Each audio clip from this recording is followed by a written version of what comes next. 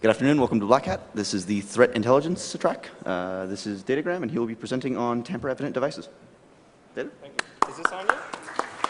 Turn on? All right. Oh, now it's on. Okay, welcome. This is tamper-evident devices. My name is Datagram. I'm a general douche. I work with tamper-evident technologies, non-destructive entry, a whole lot of lock picking is essentially what that means, safe cracking as well. I'm also heavily interested in forensics, particularly forensic locksmithing, which is determining if anything other than a key has been used inside or to open a lock. I also do computer security like all of you, so general bullshit term there too. And I run a couple of lock-related websites, and hopefully eventually I'll have enough free time to make a tamper-related website with much of the same information.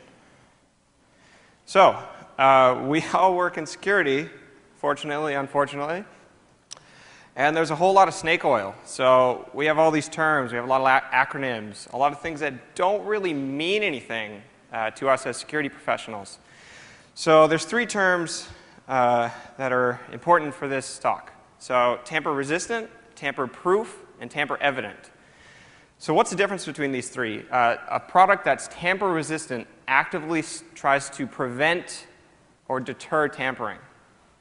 Something that's tamper-proof is mythological. That would imply that you cannot tamper with it in any way.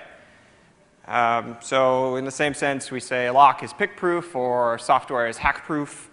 There's lots of things that say they are tamper-proof. And what tampering means is also a gray area. And then there's things that are tamper-evident.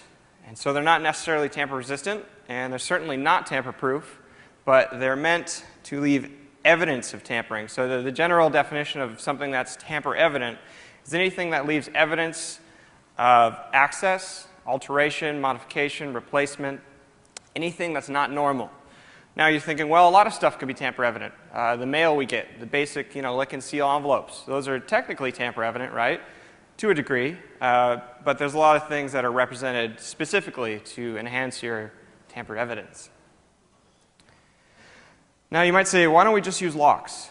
Why not just put a lock on there? A lock is technically supposed to be tamper resistant, right? And some locks are also tamper evident. But think of lock picking. How many of you have picked a lock in this room? See? Ah, you guys are awesome. How easy was it? Easy? Hard? Were you surprised that you could pick a lock so quickly with such little skills and a limited toolkit? Depends on the lock. Well, of course it depends on the lock. But all the locks we picked to start, well, we live in America where we all use shit locks to begin with. So they're all very easy for the most part. So why don't we just use locks? Why don't we lock up whatever we don't want accessed or altered or replaced? Locks are expensive, very expensive. Locks usually come with keys, and then you have the whole problem of key management and key distribution and all that sort of stuff. We also have to consider, are we trying to prevent access or detect it? Because sometimes one is more important than the other. And then you also have to consider that locks need to function. Tamper-evident devices generally are one-way locks. They have no keys. They just lock up, and the only thing that they're supposed to do is leave evidence of them being unlocked. And one other thing is that tamper devices force you to inspect them. If you have a padlock on your gate, you have your key, the key works and it opens, you really have no reason to take that lock apart and look for any evidence of lock picking or key bumping or any of these other attacks that we usually talk about in these conferences. But with tamper-evident devices, you're meant to inspect them. That's their only reason for existing. So who uses this? Excuse me? Everyone, all of you right now, has bought, has on you, or has at home a tamper-evident device. Some are there because they're required to be there by law. Some are there because people want them to be there so that you have confidence when you buy their product. And lots of other reasons. So food and drug packaging, all the medicine bottles you buy, all the food you buy. Quality assurance, saying that this has gone through inspection so it should meet factory specs. Warranty fraud protection. So everyone, how many of you own some sort of gaming console, a TV, a DVD player? Everybody, right? How many of you own a phone? All of those probably have little tamper-evident seals on them to to ensure that you're not voiding your warranty, and to generally cover other people's asses. There's also transportation security. You know, you think, okay, I have my iPhone. Those have little seals. When they get shipped to whoever sells the iPhone, I don't have an iPhone. I don't know who sells and buys iPhones. But you'll come to find during the course of this talk that I'm kind of a giant noob. So you can do 10 times better at all this than me. But think of, you know, from the manufacturer to the end user, how all those goods get shipped and stored and transported. All those use tamper devices in some form or another. And we're not talking about, you know, a big crate that has a tilt sensor or a water sensor. Those are generally damage detectors. They also have tamper-evident qualities. You know, if you consider used water to open a crate, or you tilted it and shook it to do whatever, they have some, they leave some evidence, but they're not specifically designed for that, per se. There's also this idea of confidentiality, information assurance.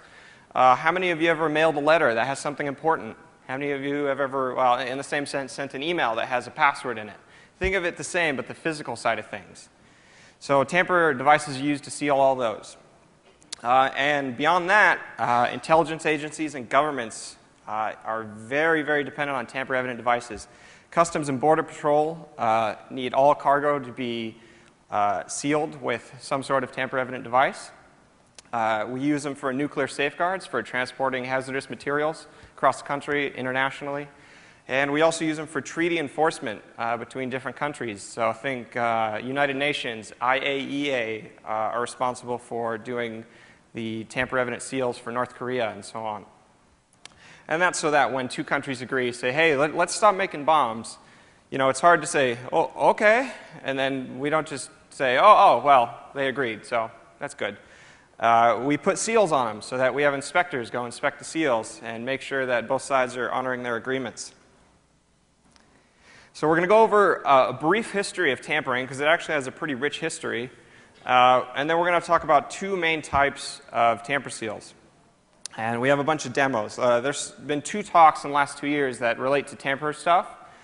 One, unfortunately, was given by some government people, so they were literally not allowed to discuss any vulnerability information. That changes today. And the other one was given by some friends of mine, and they didn't have time to demo. So both things are changed today. And hopefully we won't run out of time. So what we used to use a long time ago, the first kind of ideas we had for this were, you know, putting clay over something. Let's say we have a box. We'll seal it in clay and, you know, send it to person B. When they get it, they can look at the clay and look and see if it's been cracked. You know, the same way that if you go buy a steak, you look at all the plastic wrap on the steak to make sure it's not broken. And you can get some very complicated seals with this. You know, this is essentially an early version of a wax seal. And here's a similar thing, where if you have a rope securing something, you put a clay seal around the rope and then put some stamps into it. So when the person gets it at the other end, they should see that all these are intact and that it has not been tampered with. The Pope, I actually think this is a very cool story. The Pope has a ring, a little papal ring, and he uses it to stamp wax seals on cool documents. There's a person responsible for melting down an outgoing Pope's ring and making the next Pope a new ring. So they have a pretty sophisticated tamper control with the Pope. This is from mid-1800s. We started combining locks and tamper seals. And if you see these you know, out in the wild, oh, speaking of in the wild, we have a Caesar's Palace fire extinguisher with a tamper seal on it, which might come in handy in case we start a fire, which we'll talk about flammable stuff later. But anyways, they were mad that I took that, but that's okay. There is flammable stuff, so we're good. They started combining these stamps, and there's also some that have glass plates with locks. And you can see on the bottom here, there's a little hasp, and that covers the keyhole so that dirt and stuff doesn't get into it. Because, you know, again, locks are very sensitive mechanisms in some cases. So they open this up, they lock the lock, and then they put the stamp over the keyhole. So the next time somebody goes to unlock the lock, they can inspect this stamp to see if it, you know, obviously if there's a big hole poked in it. During World War I, World War II, Vietnam, basically every war since the Civil War, we've done mail censorship here and there. And so have a lot of other countries. And so you could see on the left, we use a tape to say, you know, okay, this has gone through postal censorship, but then we also use an ink stamp. Oh, Sorry. And then if you look up at the top left, you'll see they even wrote the language that the inside document was written in. And on top of that, for all of our mail, we use stamps to say that they've gone through the mail system. During the Cold War, the beginnings of the Cold War, beginnings of the CIA, they had a lot of difficulty getting agents into Moscow and getting information back from those agents. So what the CIA did is they did this very thorough program where they sent hundreds or thousands of postcards. And they'd pick different postcards, they'd send them to different addresses to different people from different people, different messages to the recipient and so on and so forth. And they'd try and hide on some of these secret ink. And then when they got to their destination, they'd examine them thoroughly, very, very thoroughly, to detect, A, if there was tampering, B, what methods of tampering that the Russians might be using, and C, what letters have not been tampered with, and then identify characteristics of those to try and, to get them through censorship. Because you can imagine all the mail, even back then, you can't censor every single piece of mail going through your country. It's just not feasible. So they try and identify, say, if we do this, if we use this postcard, if we send it to this part of the world, it may not be censored. And therefore, we could put secret ink on it and be more ensured that it has not or will not be tampered with.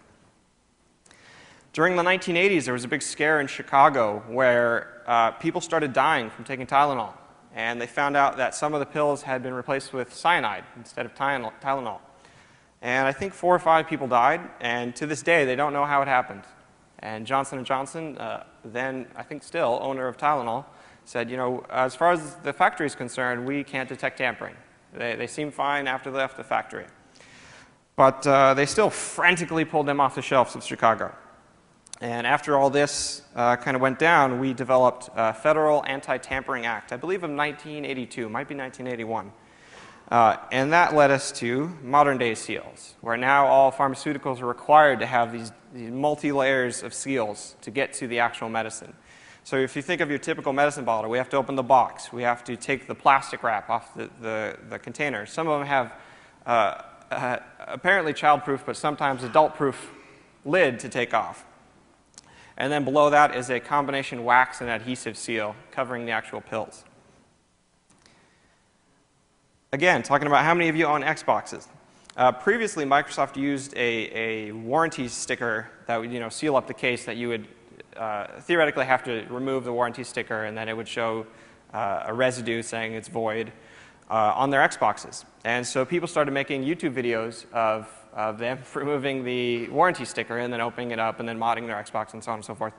So Microsoft was like, well, we're very proud of our product, but we're going to introduce a new seal. So now there's videos of this seal on YouTube being removed with a hairdryer and wax paper. So it's cover your ass territory, and it's not very secure in the sense of leaving evidence of tampering. We use these a lot for evidence handling and cash deposit transfers, and even, I learned this recently, duty-free bags, you can store certain so-called dangerous materials, chemicals particularly, you think aerosol cans and nail polish remover and that kind of stuff. As long as you get there with the sealed duty-free bag, then it's okay to take on the plane. So think of the implications of that if you were able to tamper those properly. And again, it depends a lot on, of course, the airport and if you're going through customs and where you're going and who you are sometimes, of whether or not they're going to inspect this very thoroughly. But you can imagine if you have a sealed duty-free bag, you're probably going to be okay for whatever you're transporting. I just said we use these a lot in evidence handling, so sealing evidence bags. This is obviously just a manila envelope, but we also have dedicated evidence bags that look a lot like the cash deposit bags that we talked about. And it's just a basic adhesive seal, for the most part. We use these a lot in electronics now, and this is where it kind of borders on tamper resistance, because the goal of a lot of these things is to prevent reverse engineering and a lot of the hardware and software level attacks that all the rest of BlackHat talks about. So here's an example of a Motorola chip, and the leads are all covered in epoxy. So it makes it very difficult to remove the chip or have access to the leads. And then if you were to gain access, it should presumably be evident that you did so, because you'd have to remove the epoxy, and then it may or may not be very difficult to reapply it properly. And if you want to get even crazier, you can coat your whole chips in epoxy, and then you can't even see what's on it. And so this is more of a government level thing where they want their crypto chips, or for commercial purposes, a lot of DRM chips will just be completely covered in this stuff. So it still works electronically, of course, but it's much more difficult to reverse engineer. And it also should, again, theoretically leave evidence when you try and get rid of this stuff, because it's very hard to reapply. Talking about phones, all of your phones probably use a water sensor, and if you take off the case, you'll probably see a bunch of adhesive seals over all the little bolts that are necessary to take it completely apart. So those are used, again, for warranty protection to determine if you've taken your product apart. How many of you, well, you don't have to raise your hand, I suppose, but how many of you have to take a piss test for work? Well, those also have little tamper seals on them, and so do things we use to store blood when it's getting transported from your arm to wherever blood goes in the hospital, and also on a lot of other medicine balls and dangerous chemicals in hospitals. How many of you have power? So everybody, mostly. All of your little power meters use some kind of tamper seal on them to determine if you're tampering with your meter.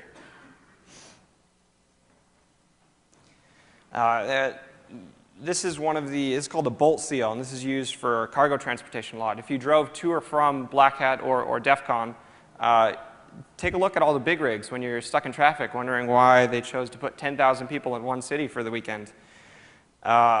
And you'll find a lot of these things on the back of trucks, and they'll probably be combined with padlocks in the most cases.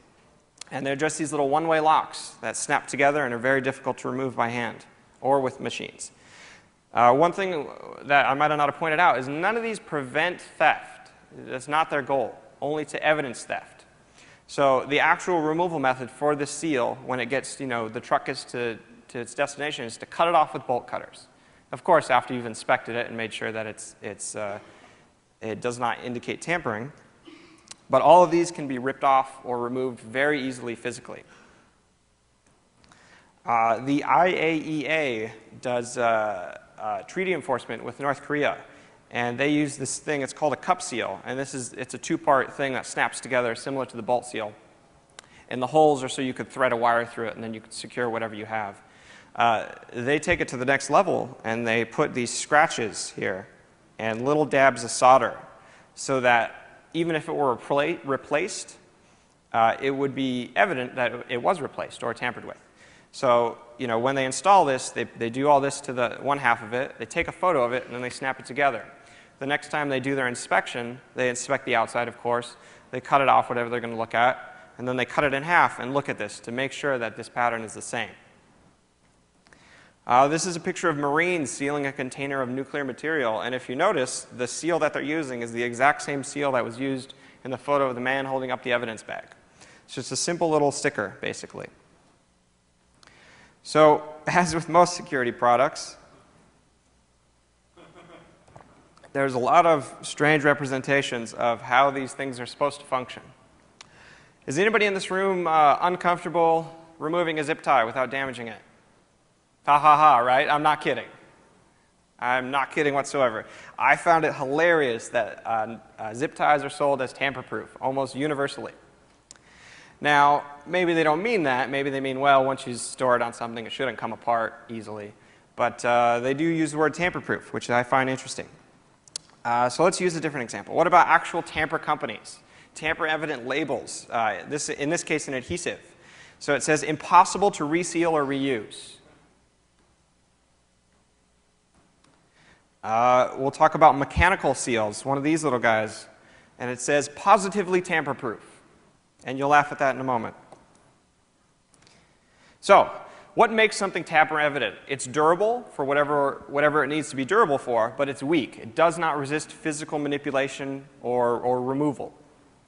They're generally one-way lock mechanisms. Tamper-evident devices should not be resealable, because then essentially they become a lock, which can be opened and closed surreptitiously. They usually have unique identifiers. Most of these here have a serial number, so that if you were just to try and replace it, that would be obvious, when the person comes to inspect it. Our friend the fire extinguisher does not have a serial number. But again, it's just a fire extinguisher. Most of these are very sensitive to almost anything. So when you have a tamper seal, This is a cable seal we'll talk about in a minute. Oh, something stuck. Oh, there we go. So it's just this little wire. And so, see, I pull it to make sure it's closed, right? So that's called the tug test. You tug it, make sure you feel. Some have a little bit of play, so you can incorporate that into your inspection to see, if it doesn't have play, that means it may have been tampered with. But these are all very, very weak to everything you can imagine. So how do we inspect these? Because, again, when we defeat these technologies, we usually defeat the person. It requires somebody to inspect it, to actually look and detect tampering. And again, better devices should make tampering more evident. It should be easier to spot. But that makes us lazy, usually. So again, we could just look at it. You see this is on here. Or our friend here, I'll just leave him up here. And we see, OK, that looks fine. Passes the tug test. Somebody just said, that's what she said. Thank you. You can also inspect it very closely, see if there's any little tool marks, any parts missing, anything melted, anything damaged, discolored. You can also disassemble it. We can cut this seal apart. We'll use this one since it's basically the same thing. We could cut this seal apart and look at if there's any inside pieces and see if they have tool marks or damage or have been replaced. And then you can get really hardcore about it, but nobody does. Governments and intelligence agencies do. Nobody else does because nobody has the resources or the time or, frankly, the patience. And then you can also think you can incorporate traps and alarms to make tamper evidence more easy to spot. So you think of the department store with all their little ink things. So if you walk out, it sprays ink everywhere. That's considered a trap. In the same sense, if you walk out and it has the little tag on it that starts the machines all beeping and all the security guards tackle you, that's considered an alarm. So what does defeating a tamper seal mean? So tampering, again, is a gray term that's hard to define. Is removing it tampering? Is cutting it open tampering? Is replacing it tampering? The answer is yes for probably everything you could think of, if you can think of a definition for tampering. And a true tamper-evident seal should attempt to defend against as many things as possible. But as far as defeating it, just tearing it off doesn't count as a defeat, because that leaves evidence. So when we defeat a tamper seal, we either make it so that we open it and close it without the inspector being able to identify it, or we replace it without them being able to identify it. Because if you replace it, you could just rip off what's there and put a new one on. But again, it has to have all these same characteristics, has to have the play, has to have the serial number, all the markings, color, all that sort of stuff. Any questions up to this point? We'll talk about actual seals soon. So there's essentially vulnerabilities in every stage of the design up to you actually tearing off a tamper seal as part of your actual process. So there's problems with design, problems that the end user can't really fix. There's problems with procurement. Think of if you set up a fake tamper company and sell them flawed seals that are easier to defeat in some way, but they pass all this normal tug test examination stuff. Think of how you store it. What if seals are tampered with before they're actually put in use? Think of installation. Could there be problems with installation? Some of these devices aren't straightforward to install, with the exception of probably the bolt seal, which just bolts together. What about inspection? Inspection is probably the biggest area of attack because, the level of defeat you require is only as good as the inspector that's going to actually look at the tamper seal at the end of the day. And then there's also problems with removal and disposal. Around where I'm from, the gas and power people just tear off the old ones whenever they need to and throw it next to them. So I have a big pile of power company seals, which could probably be modified to make counterfeits. So the first thing we're going to talk about is mechanical seals. And these are seals that mechanically lock, quote-unquote, lock something, right? They're physical barriers to whatever you're trying to get into. So in most of these cases, think of a hasp, right? And normally we would put a padlock on it. But think of what the difference is if we put a tamper seal on it. So zip ties, seriously, zip ties, not a joke. So show of hands, how many of you, if I gave you a zip tie, can open it? Okay, keep your hands up. How many of you think you would still be able to open it if I pulled it tight? Right? Okay, well, let's look at our first actual seal. This is called a beaded cable seal. And it's just this little beaded leg, and it goes through the body. And once it goes through the body, you're not supposed to be able to pull it out. So guess what it is? A zip tie. A three-sided zip tie, essentially, is what this is, right? And this talk isn't really about naming manufacturers and saying people are liable. It's just about what tamper seals are and why some of them are flawed and what we can do to improve them. So this is a zip tie. How many of you think you could open this? Ah, not as confident now. So the first thing we can do is we can simply shim it. And we can do this with zip ties too. So I already have the shim sort of inserted. You can see it passes the tug test. Come here. In the red. Come here. So just lightly tug on it or you break it. Just make sure it's sealed. You sealed? Give them a thumbs up if it's sealed. Okay. Okay, so I've inserted a high-tech Coke can. And I've just rolled it up and got it around the cable. And I'm just going to push it through while pushing the cable through. And if I'm not a retard, you can open it. Right? Thank you for that one laugh, or one clap, sir. That guy was like, man, nobody else clapped. So that's it. And then if you want, you could pass this one around. And you could look at it. And I was playing with it before, so there might be little scrape marks. But for the most part, it's very difficult to tell. And there's tons of these. This is essentially the theme for half of the products most manufacturers make, is this basic zip tie idea of we have a little piece that goes in and you're not supposed to come out. Essentially a zip tie. Now they're serialized zip ties, to their credit, but they're all very easy to defeat. The next seal we're going to talk about is called a plunger seal. Just a note on naming. These are my names for them because every company picks retarded names for them, like truck seal. So there's 50 things that are truck seal that are all different. So I'm calling it what it looks like. So those are beaded cable seals, or just fancy zip ties is one of my preferred terms. This is called the plunger seal. And so it's a fixed length, obviously serialized little piece of plastic, right? And it just clips into the other end and you're not supposed to be able to open it. So the internals look something like this. It's sort of like a zip tie, but instead of our normal, what we're used to, they close off one end, they cap it, right? So this plunger just goes in and snaps in behind those little teeth. And then they designed the plunger itself to be more, I'm pointing here like you guys can see it, but I'm sorry. They design it so that it's hard to get your little shim material into there because you have to go through two 90-degree bends. And but they cap it on most of these. So what's the obvious method of attack? Decap it, right? So oh, and I totally forgot to mention my notes. The other qualification I have is I'm the leader of the motherfucking professionals, which is the team that won the Tamper contest last year at DEF CON. And will win this year. So we have a very extensive counterfeit part collection. So you don't need to counterfeit the entire seal. You just need to counterfeit the parts that allow you access to open it. So we have a giant box of different color caps that we've pulled from other seals. And these are, just think if you buy, 10 of each color, you just sit there with an X-Acto knife, you could cut each of these caps out. There's other techniques to remove them, but we don't really have time for that. But just look. And also inside, we also have replacement little detainers. So in case we mar them up with an X-Acto knife or something that we're using to actually open the seal, then we can always replace those too.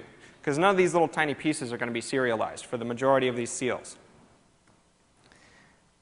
The other thing we're going to talk about are, they're essentially the same thing. They're just little tiny versions of plunger seals.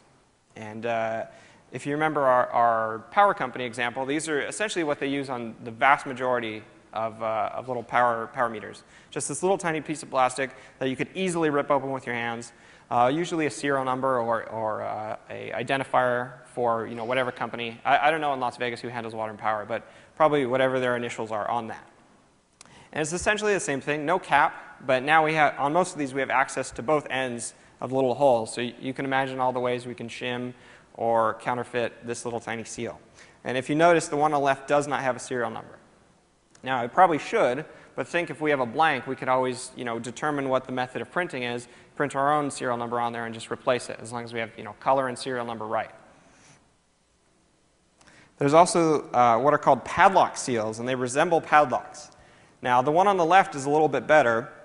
It's essentially just a spring-loaded detainer, so when you put the shackle in, it snaps into place, and you can't take it back. So we can always drill out and replace the shackle on the one on the left. The one on the right is similar. You see it has this little flag here where a serial number should also be on the shackle. This one has no serial number on the body, but let's assume it could. So the insides look like that. It's just this little brass clip that springs out, and when you try and pull it out, it doesn't work. So we could take a high-tech lockpick, and we could just push those out of the way. But what I thought was a really funny attack was you could take a second clip, and you have just enough room. Probably better if you filed one down to take both out. And then you take your original, and you just snap it back into place. There, you want to try? Well, I'll give you both.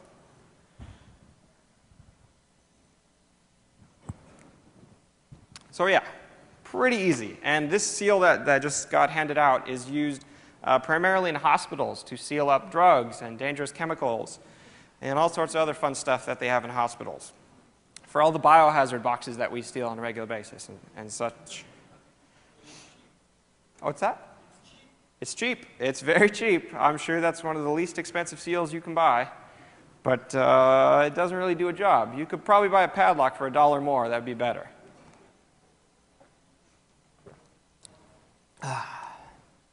So there's another type of padlock seal, which is, depending on the design, it's hard to say what seal is better than others because it's very dependent on the company that makes it and, the actual design that they use and the procedures they use to distribute it and, the variety of colors and other kind of crap that they do.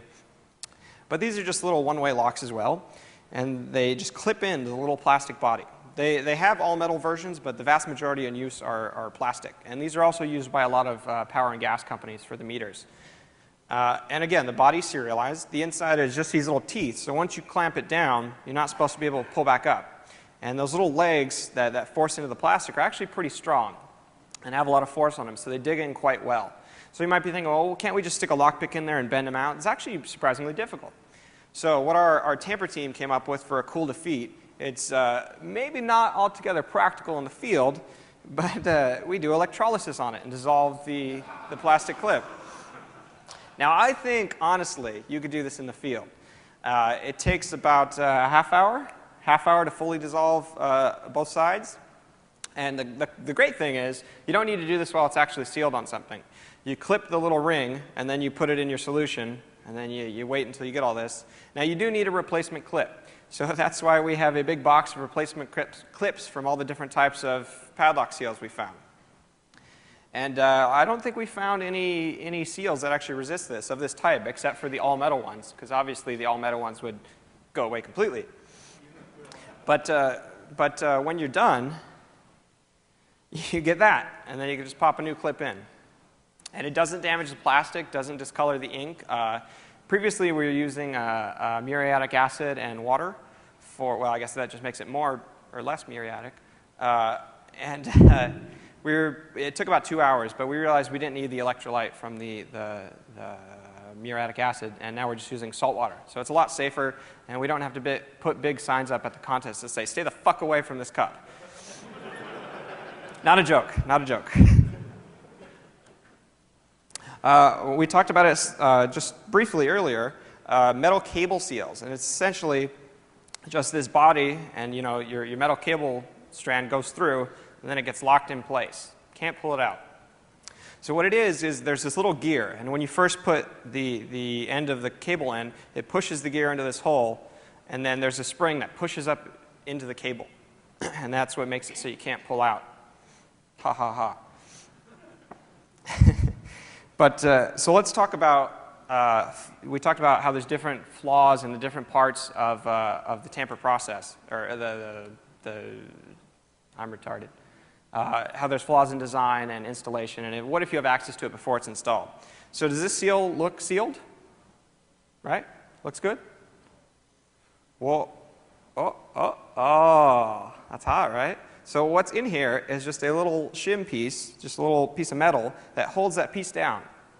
So if the person installing it doesn't check that it's actually sealed, if they just pull it tight because you think, well, that looks fine, then they may not notice. So think of all these little attacks. And with the plunger seals, what you could do is, say you have access to them before they're installed, you can cut off some of those legs so that only one leg actually holds the plunger back. And then think of how much easier it would be to shim if you only have to remove one leg from the plunger. And the same is true here. What we can also do is use another high-tech piece of metal, and we can physically block the little gear from touching the cable. And so we just take our shim, see which end's thinner. Just take our shim, you place it in, and with this one it's kind of shitty, to be honest, because it's one of the small ones and it's not really used for anything important. And usually you have to tighten with the cable. So you're dragging it through with the cable and then it eventually blocks. But with this one, you can just kind of push it through because there's enough tolerance between the wall and the cable. So I'm tightening it now, make sure it goes in. And then I'm going to hold the shim in place, pull our cable out.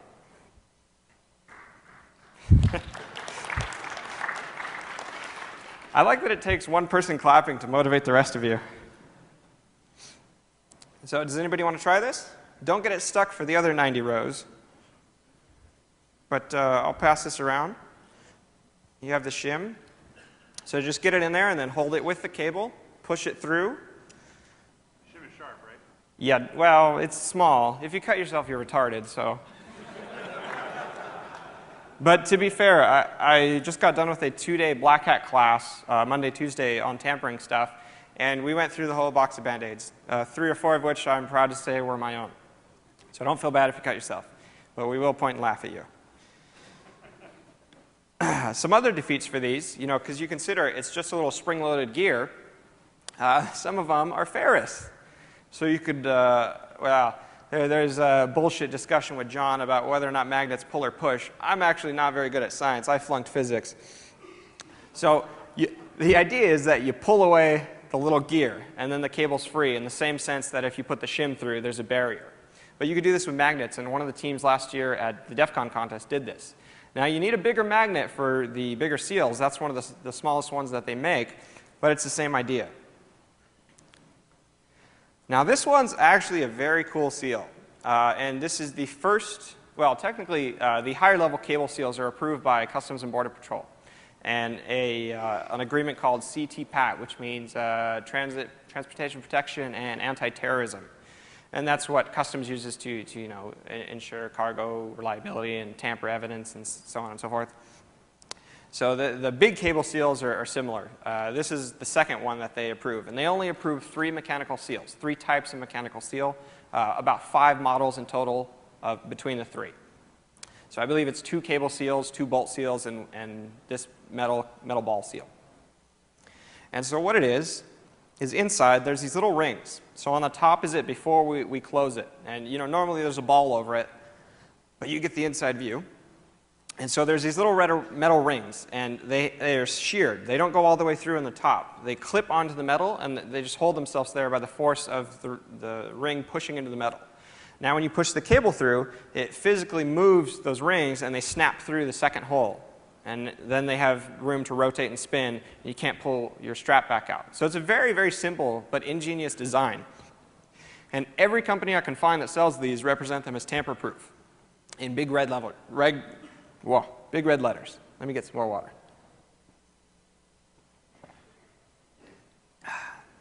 So let's think about how can we defeat this. It's tamper-proof, which may deter us. But can we pick it? Can we rotate those rings back and spread them to get the strap through? Probably, but it's going to be very difficult. If it was one ring, it might be a bit easier. But the fact that there's 2 or more usually, typically 2, makes it a bit more difficult.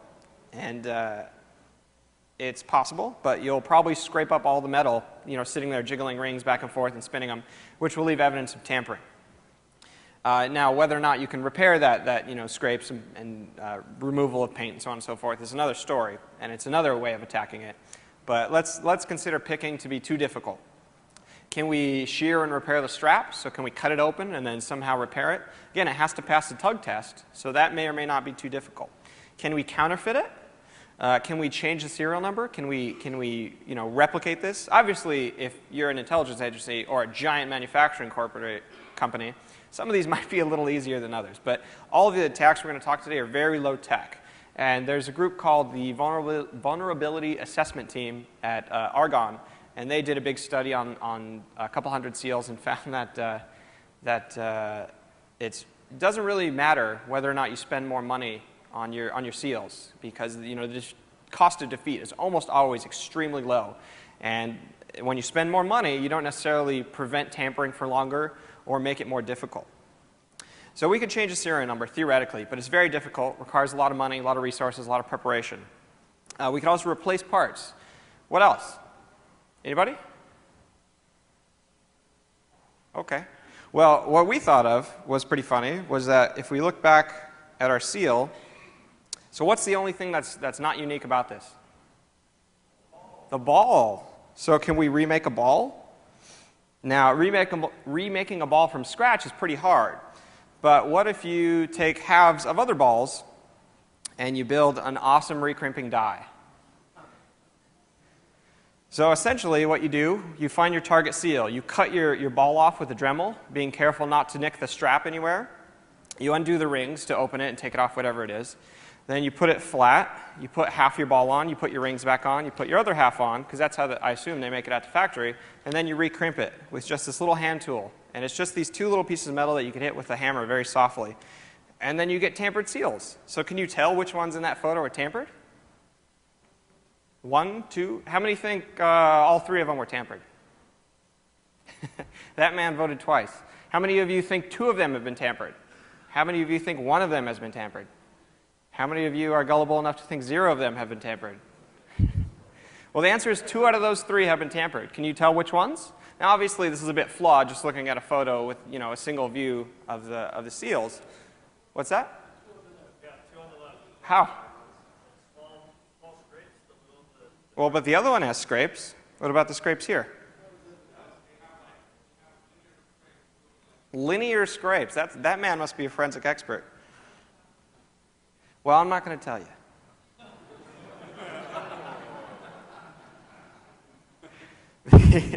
The next seal we're going to talk about are called bolt seals, and they're the 3rd seal approved by Customs and Border Patrol.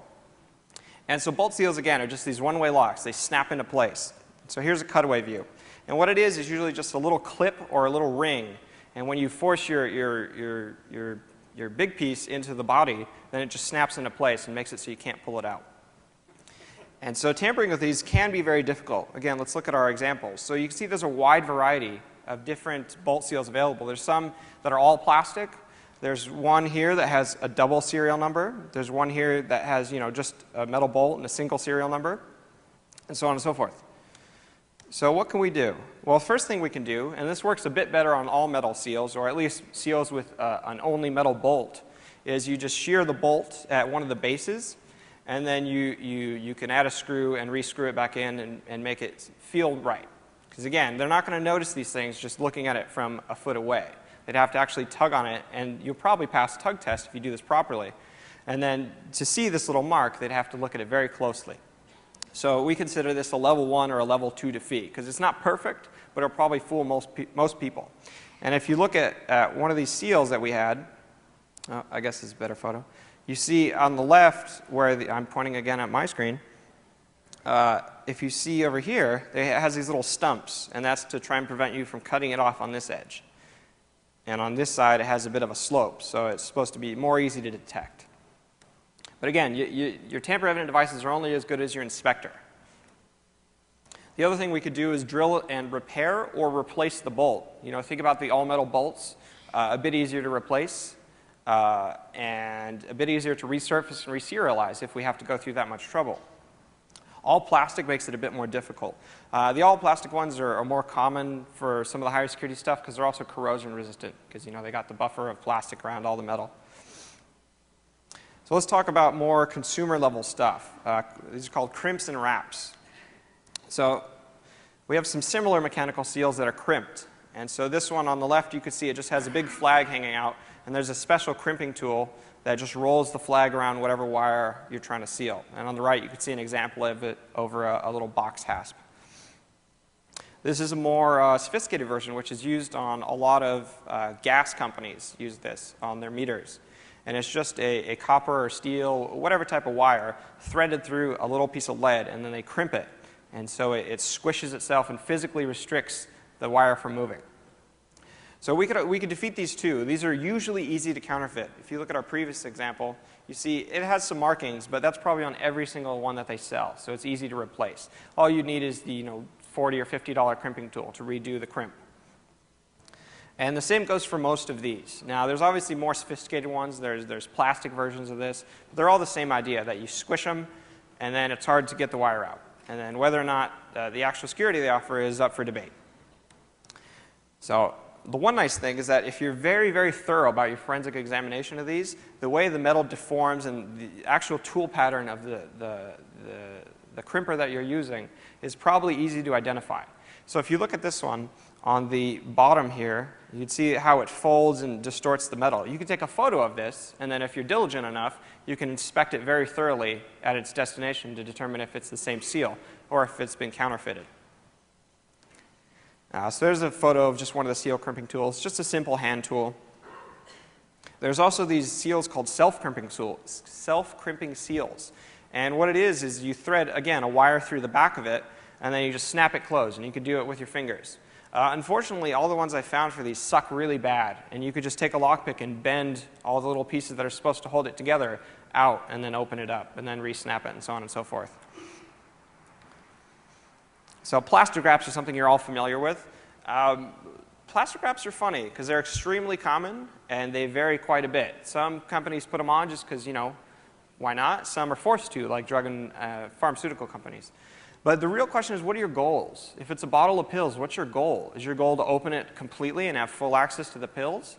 Is your goal just to put a doping agent, on some of the pills so that when somebody eats it, they'll drop dead? There's a lot of different things that don't really line up. So yes, it does restrict movement of the cap, but does that matter? Would somebody notice a hole somewhere else? And so on and so forth. So of course, these can be defeated also. Some of them you could just physically kind of wiggle and get them off if they don't use a big enough undercut for the wrap itself.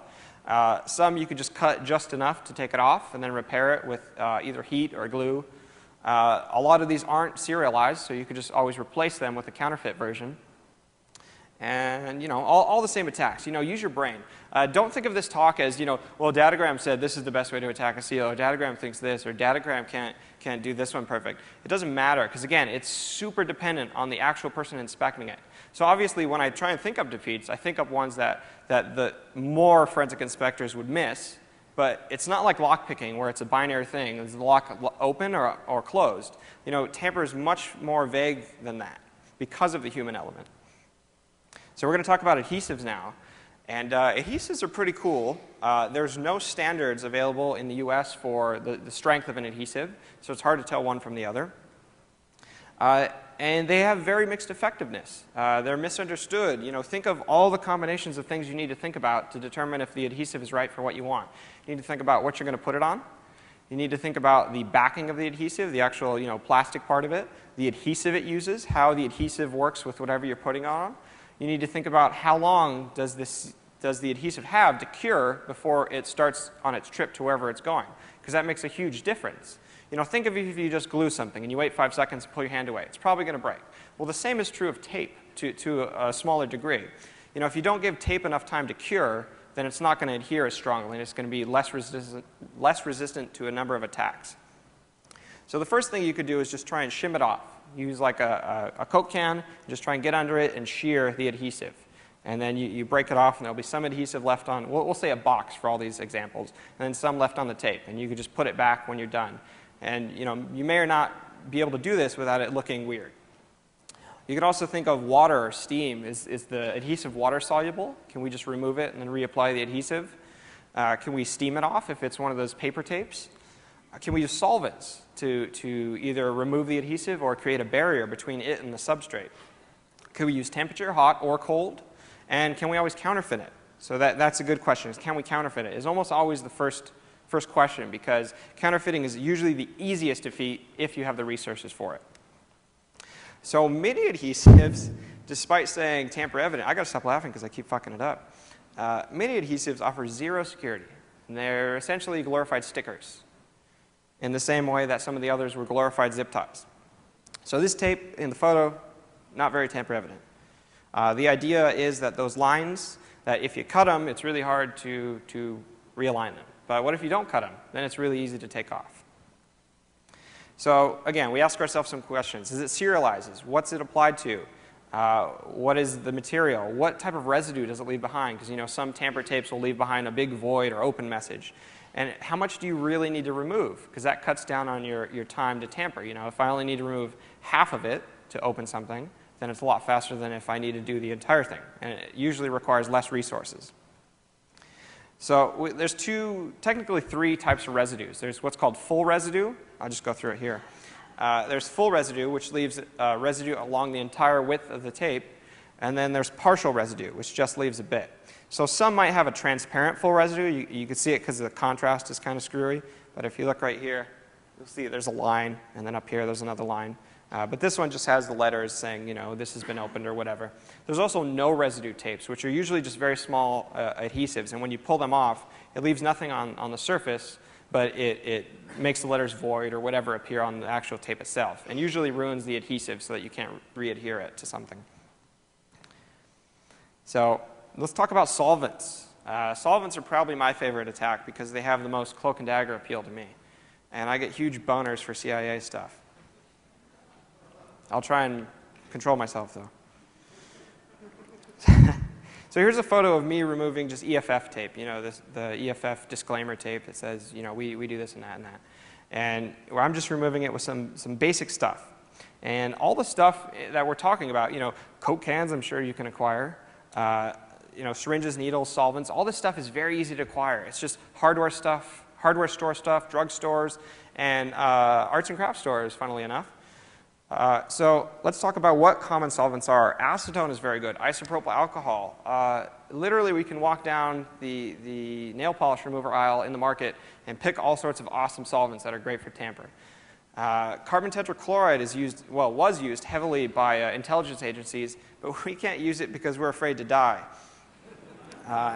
But apparently, it's awesome at removing tape, so it's something to think about. I think it might be illegal in this state. I'm not sure. In a lot of states, it's not legal anymore. There's also MEK, methyl alpha ketone. The list really just goes on. It's a 10-year chemistry course to think of all this stuff. There's also a cool fluid called stamp lift fluid, which stamp collectors use. They don't want to have to use an X-Acto knife and cut out their stamp from the envelope to make it look nice. So they put it on the back of the envelope, and then that releases the stamp. Now, a lot of old stamps will use the same adhesive as most envelopes. So it also works to put it on top of the envelope flap, and it soaks through and dissolves the adhesive, or makes it weak enough that you could lift it. And again, there's a huge number of chemicals that you could use. Most are available at the hardware store or the drug store. So let's talk about how do we inspect adhesives. Because mechanical seals, we do the tug test. With adhesives, we want to look at them. And so we want to find all these different things. We want to find any cuts or tears or wrinkles. We want to find distortion or smearing and if there's words printed on it or a pattern. And then any changes that we can. Again, this all depends on how far you're willing to go to inspect these when they get to their destination, and how far you're willing to prepare for that before they leave their destination. So some things we can look at.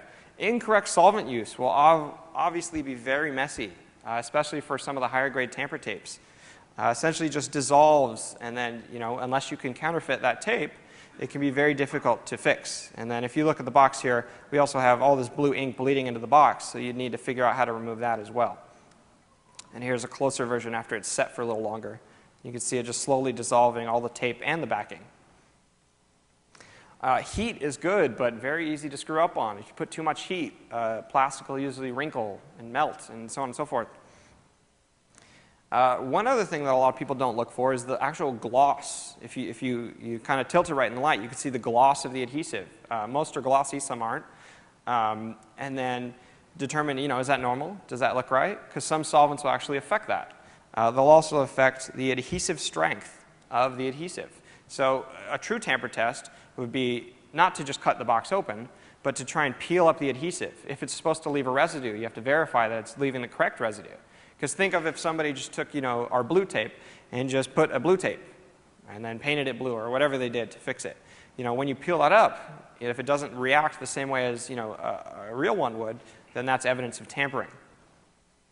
And then again, heat will ruin a lot of stuff. This is an acetate-based evidence bag security label, and heat makes it bubble and go all crazy. And you can see even the letters are all warped up here. We talked about how some solvents might remove the adhesive. A lot just lift it. A lot create a buffer between whatever you're applying it to and the tape and allow you to just pull it off. And then once they dry out a bit, you could just re-stick it as if it was a normal tape. If you have to add glue, it could be very messy. And you can see here around the edges, there's some glue. And because there's glue, a lot of little hair and fiber got stuck around the edges. If you have to use a spray adhesive, you need to consider that an aerosol can has propellant, and that will be on whatever you spray. So here's a photo of spray adhesive being reapplied to a tape, and that's obviously not normal for the, I don't know about you, but the tape I buy, I don't need to sit there with the can. So what else? We talked about some basic mechanicals. We talked about adhesive seals. There's obviously a lot more. In the history section, we went over a few. There's electronics, are one of the big ones. But it's hard to give a talk on those because they're so different from traditional tamper seals. There's plenty more. Think of envelopes. Think of wax seals, the clay seals we talked about earlier. Plenty more seals if you're somehow interested in this and crazy like I am. Thanks, Dark Tangent, by the way, for creating this. And then there's lots of practice. Lots of defeats are not easy. Some of the stuff I showed is pretty simple once you get the hang of it, but some require many hours, weeks, even months of practice to do properly. Because again, as people who just like to hack and do stuff, you wouldn't hack a machine and leave a big sign saying it's been hacked. You want to leave as little evidence as possible. So you go deeper and deeper into this. You get better and better at it, and less people will be able to inspect it and determine if tampering has occurred. So on that note, we can think, how do we improve our defeats to leave less evidence, to require us to do less repairs or replacements of parts and so on? And on the flip side, how do we improve all of our policies for installing and inspecting and disposing of seals to make this process easier for both the inspectors and all the people that have to use and be around these seals? And those questions are very dependent on your application. I think one thing that's difficult, because, in my humble opinion, talks like this haven't been given very much, that it's very hard to determine what's a good seal and what's not. Like, all the ones I passed out, say, oh, okay, it locks. But unless you actually go through all the trouble of investigating all these technologies and trying all these different things, you don't really know what that offers you, other than if somebody pulls it off, it's really obvious. So think of all these things. And think, a lot of you use tamper seals in various forms, either mechanical seals. Most of us probably use adhesive seals for our hardware products and so on. How do you integrate that knowledge into your business? You need to think as much as you can about this kind of stuff, because it does make a difference. And I give a lot of lockpicking and physical security talks because we focus heavily on digital security here. But the physical security is just as important. And if you think we're using tamper seals, not just for pill bottles, but also to prevent other countries from violating treaties, or make sure that our nuclear material isn't tampered with from point A to point B, that these things do matter as much as our SCADA systems or our beloved firewalls or our browsers and so on and so forth. So just think about all those things. And I'd like to thank you all for coming. Please let me know if you have any questions. I think we have a bit of time. I actually don't know.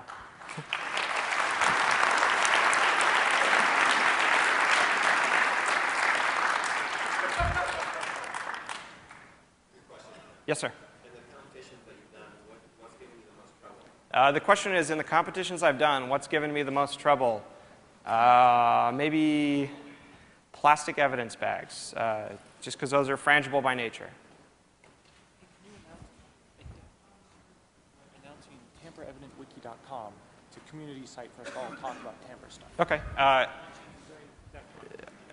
DT just informed me that as soon as DEF CON starts, a site called tamperevidentwiki.com will be available I think the contest will be using that to store all of our defeats and information about the seals. So if you want more information, go there as soon as DEF CON starts.